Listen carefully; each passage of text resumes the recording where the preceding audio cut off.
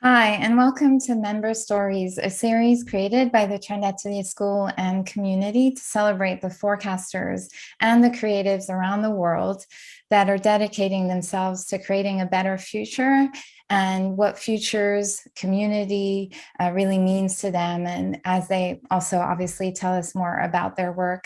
I'm Geraldine Worry. I'm a fashion futurist, an educator and designer, and I'm also the founder of the Trend Atelier School and community. And today we have Ismail Mohammed. You are a Milan-based industrial and CMF designer and design consultant, and your work really offers a unique and very valuable union between design, business, and consumer behaviors. You kind of offer all of that to your clients and the committees you work with, working in trends. So we're really obviously happy to have you in the Trend Atelier community and school.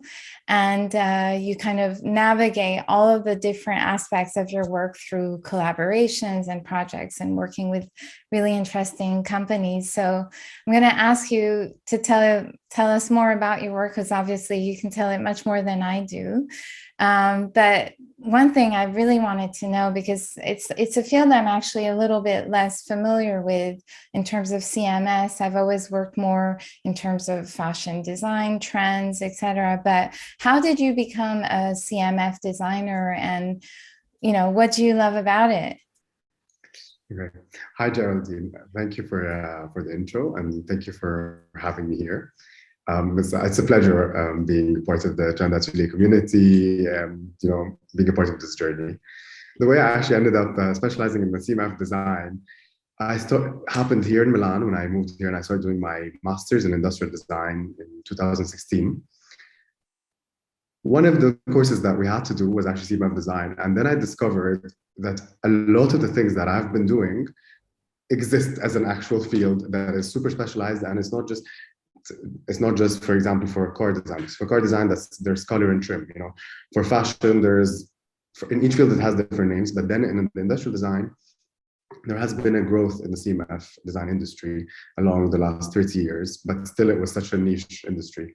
I took interest in that, and I actually was really good at it. In the end, I was selected for an internship for a Milan-based studio here with Francesca Valan, who is really, really big in the field. Um, and I worked with her I did my internship there, and I continued working with her afterwards, as in the studio.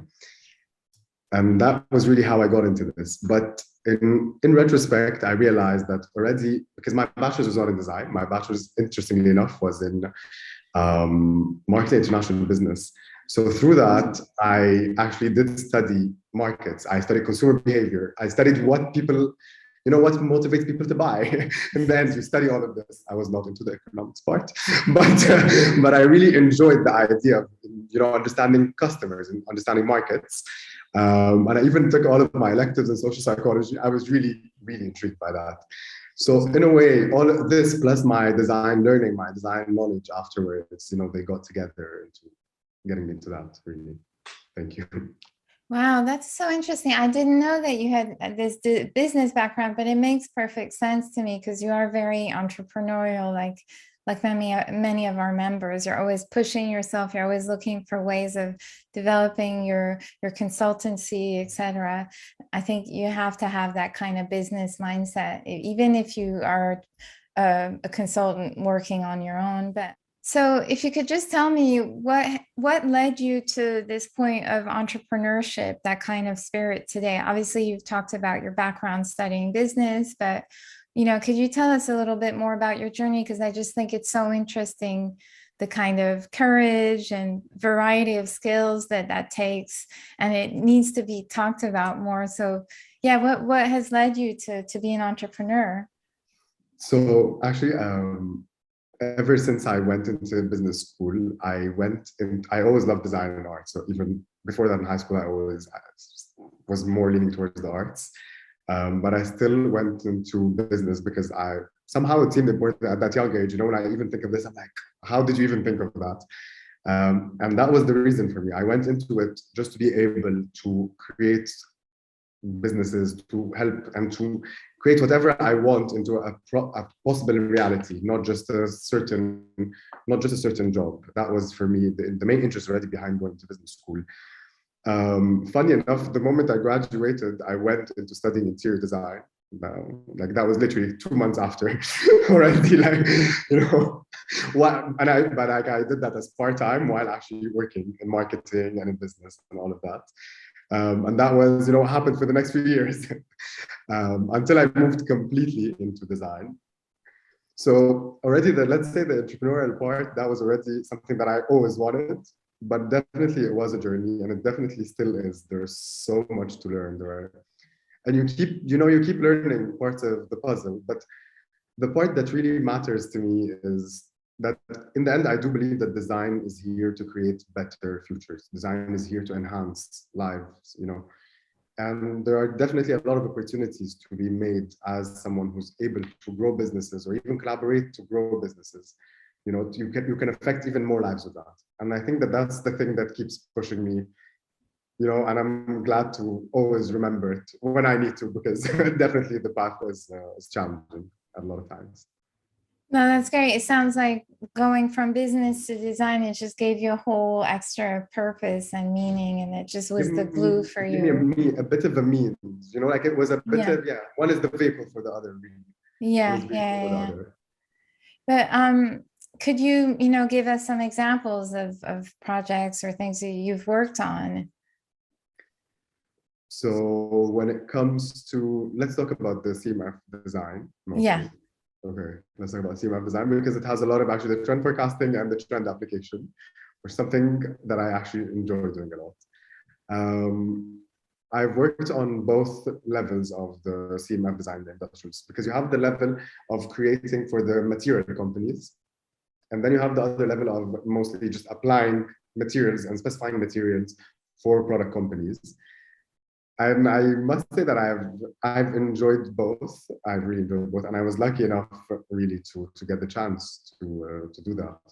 I worked on, I guess, a total of 6 paint collections, for example, Wow. here in Europe. Some are for interiors, like actually for full walls, and some that go more into so the interior part from walls to even furniture. And then and I worked on two of these collections were for industrial design, so they're for actually home appliances. But working on this level, you're not even adapting it for a certain brand anymore. You know, you're at this moment, you have to actually understand where the whole market is heading, because you're trying to get a company to launch a collection that has to stay relevant, you know, for the next while. And I was lucky to actually get a lot of these chances and collaborating with Francesca Valan for companies like Leclerc, Eva. One of the biggest challenges was, for example, updating the interior wall paint collections. That was, we had to create, yeah, we had to choose/create, because you have to find new nuances, you know, 99 colors that will be, you know, on European walls for the next 10 years. So you really have Wow. to, you have to just be fully aware, and there's a lot of the processes. Another part of like that actually that I enjoy is figuring out where the problems are when it comes to the material choices or updating when it comes to furniture brands. For example, you have certain clients that come, they think the product is not selling because maybe it's expensive, and that's actually cases for projects that we've worked on. But it didn't actually need a price change, but it needed an adaptation of the material color and the material usage to actually justify that price, you know. But then most of the time, also the company, when it comes to the problem, you actually have to validate it. You don't just decide, okay, that's a given, thanks, we're going to work on that. Yeah. So It's quite a 360-degree view. I mean, I guess you've answered this question a little bit, but what is the kind of typology of the clients you're working with right now versus like you've worked with like on these scale of projects where you're actually impacting people's everyday lives. These are the colors they're going to live with. People don't repaint their houses, interiors all the time. yeah. But what is the typology of clients you're working with right now? If there's a little bit you can share. Yeah. For sure. Right now, there's a bigger focus on more industrial clients. So, for example, we're working on projects that have to do with the home furniture. So there are wardrobes. Other clients, for example, working on upholstery. So again, everyday objects, but in the home environment. Most of the time, that's the typology of products that I'm more interested in when Yeah. it comes to the industrial design. I'm more interested in the home furniture, the things that people deal with in their daily homes, more than, for example, more than power tools, because that's another part, for example, of industrial Yeah, design. yeah, You know, yeah. So you have kind of that angle, that specialism of interiors, even if it's industrial design, industrial way of approaching furniture, but you can also do paint. So yeah, yeah, but it's generally interiors. yeah, and generally I do. Yeah, that's the part that I really enjoy. It impacts people, the user. It has to do with the behavioral changes, the user experience. Mm, Because most of the time people consider user experience as only for digital, which is user experience is not something new. User experience is how you open a door, how you move a chair to sit on it, how a certain cabinet color, even on the inside when you open it in the morning, how that affects your mood. wow, that's And amazing. that's something that people don't consider, but it's important, it's important. And sometimes sometimes we end up taking actually interior projects, but we don't, that's not, that was already the main point actually where design started from for in my journey. But it's not one of the main things that I do, but I do it sometimes for certain clients. But it's because Yeah, I'm yeah, able to really interpret your needs, the way you see life, the way you want to experience life, into creating a full environment. So yeah, yeah, yeah. I find that fascinating about interior design as well as architecture, that whole space. But I guess you talk to us a little bit about challenges you've experienced more so in terms of the complexities of projects, but what are like just challenges, in terms of your life as an independent, as a consultant, or anything you might want to share of things you've experienced? Because I think we grow from those challenges as well. I really do. I guess that, sitting here today, as we've said, of course, it's a learning curve, and I feel like you never stop learning. You just find ways to work around things. So I guess sitting here today, and especially in the last period, I really realized that at the end of the day, you just have to find ways to do what really matters to you, and to share that, to communicate it. Because at the end of the day, that as business owners, you have a lot of, let's say, green entrepreneurs, and green doesn't, you don't have to also be young to be. It's just about experience level, where you try to maybe sell to everyone, or you stress that you're not reaching everyone. But in the end, you really don't need to. When you think about it, how many clients are you able to actually serve? Even, let's say there are 100 people right now outside, you're not really able to serve them, at least possibly with your current scale, that you're already just being anxious or thinking about things that really are not applicable. So I think you just have to constantly try to do that. And the other thing is try to find peers, because most of the time as entrepreneurs, we just think, or as creatives, actually, not just even as entrepreneurs, but as creatives, most of the time we think that we're facing the issues as the only people dealing with them. Yeah. We think that we're individually facing these challenges, and that's not true. And we will never really, or might find it more challenging to get help with that, or to even get sounding board, or validation for your thoughts, your ideas, or your feelings, if you don't have a community around, if you don't have people around, if you don't even have people in your circle, or people that, whether mentors, colleagues, it really doesn't matter, but just have sounding boards, work Yeah, on yeah, building yeah. good relationships. No, that's important. People you can talk to or listen to, even hearing about other people's experiences puts yours in perspective.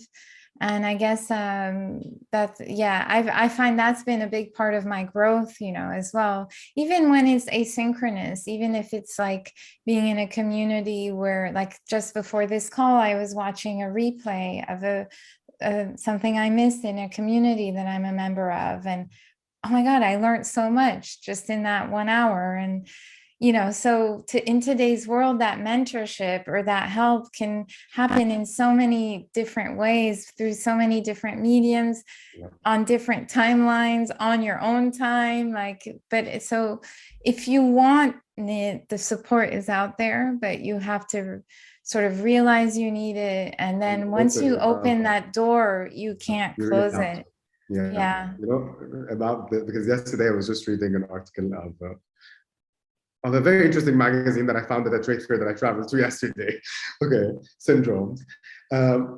And there's just this whole article about the color, about the color, and about suddenly the interpretations of the color white and the emptiness and this, and then the creativity and creative blocks and exploration. And you just read these things. They're not new, they're not new to you, but you're just reading like, I feel this, when you feel understood, you feel read, you feel that. And that already gives you a voice, that already really helps you.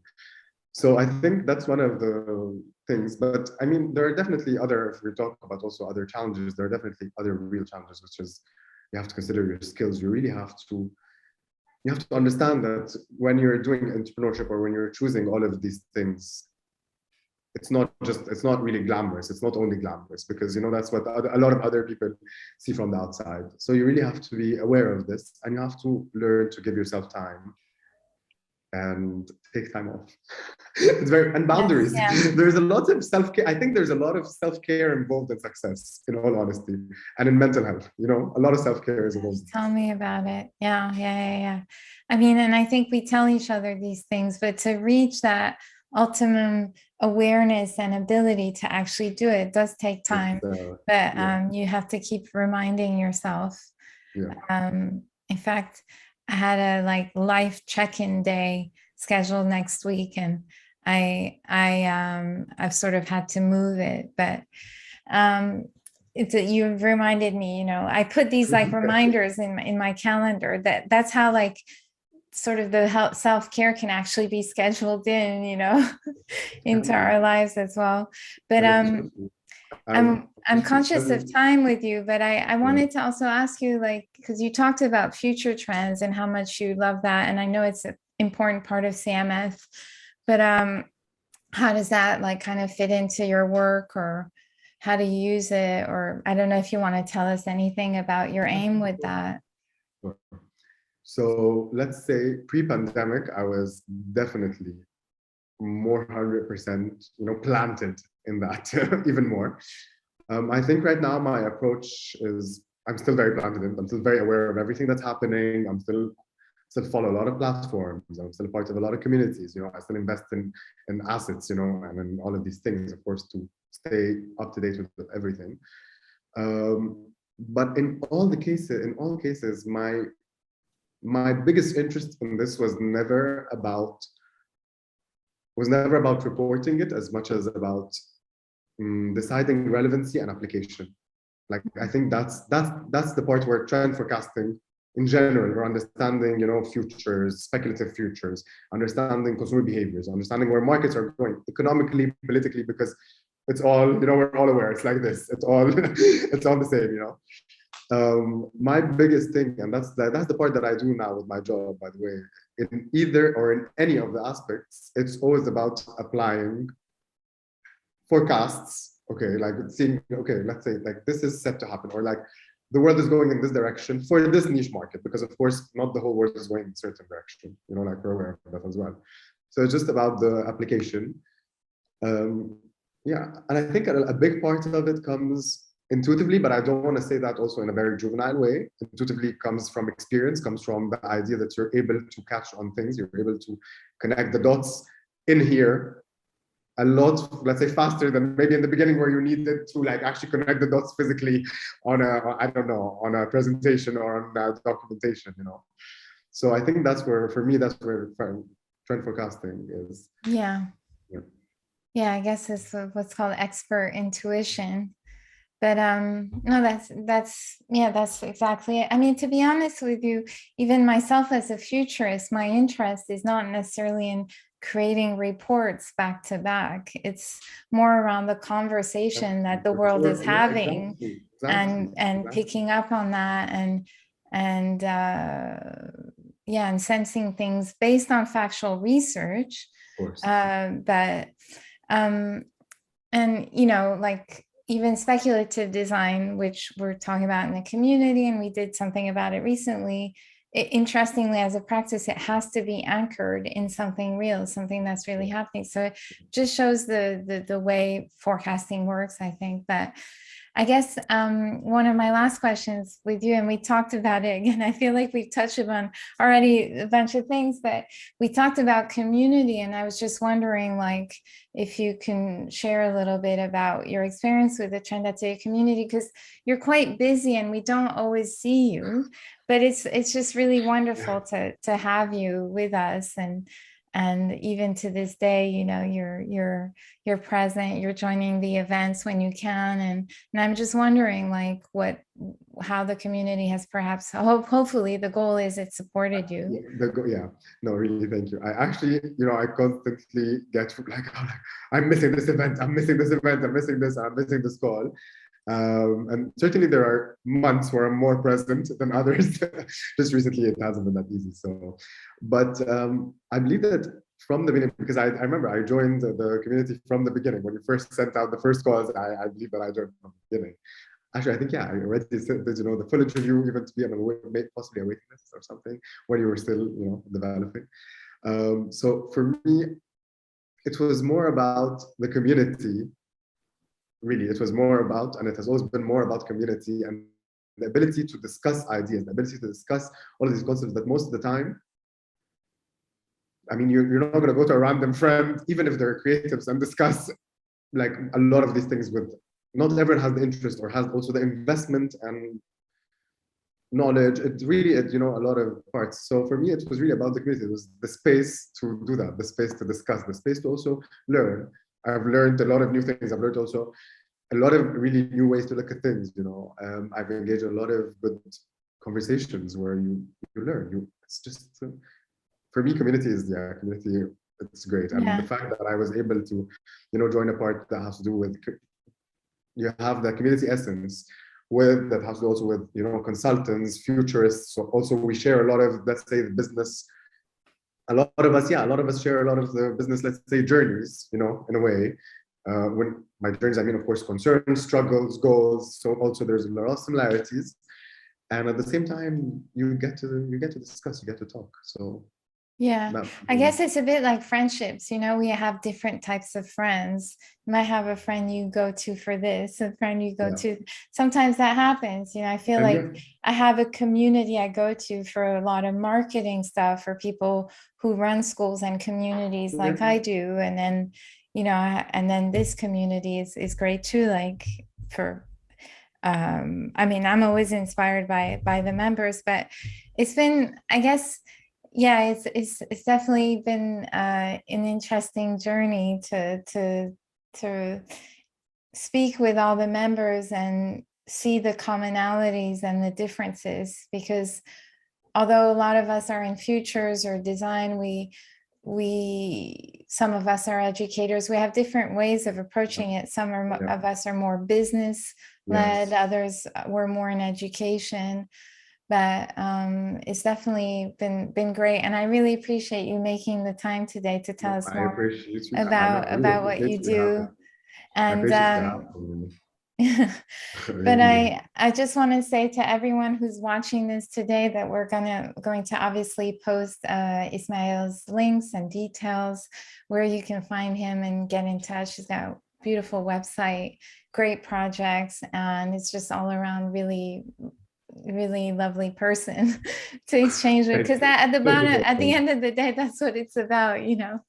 But as well, it's been great having you. So thank you so much, Ismail, for your time, and bye everyone, and I'll see you at the next Member Stories.